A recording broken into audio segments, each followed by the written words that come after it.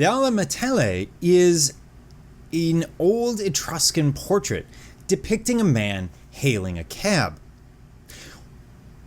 Well, he's not really hailing a cab, but we're going to get to that in a second. What we see is an Etruscan bronze sculpture, beautifully done, very, very realistic, very fine detail, arguably similar in many ways, and many of the artistic characteristics, to what we might have seen from the Greeks, possibly even the Greek Hellenistic, that high point of Greek sculpture.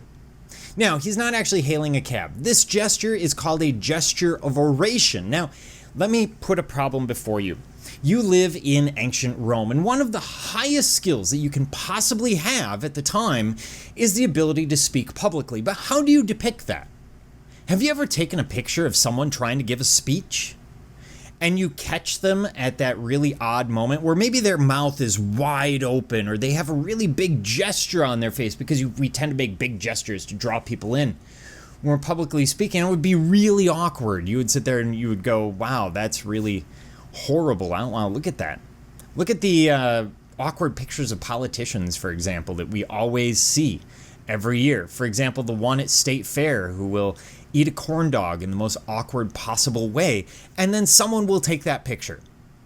Or they're, sitting there giving a speech on Labor Day, and the same thing. You get that weird, awkward picture, strange facial form.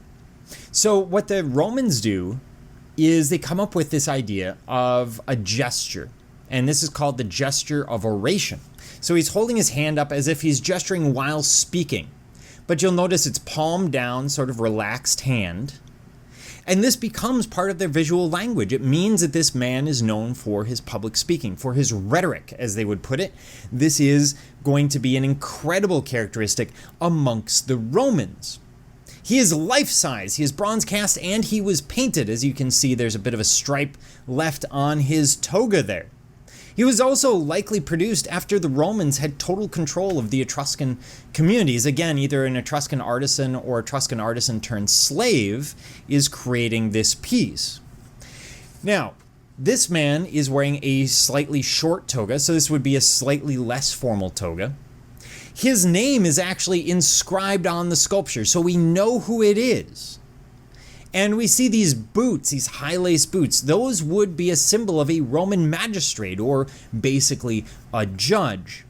And then he has the close-cropped hair that would have been quite common at the time. Like many bronze sculptures, the eyes originally would have been inlaid, probably with rock quartz and glass for the iris and pupil of the eye. He does show signs of age. Of course, showing a little bit of age is going to be a sign of wisdom amongst the Romans. We'll get to that in the next chapter. But it is Etruscan in name only. All the other aspects, all the composition, all the ideas behind it are typically Roman. Now, by the time we get to about 89 BCE, Roman citizenship will be granted to all of the Etruscans and all inhabitants of Italy.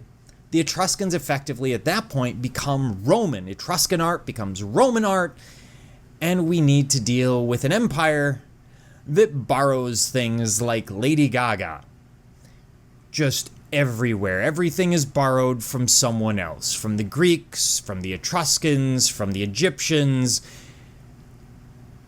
and of course we're referring to the Romans.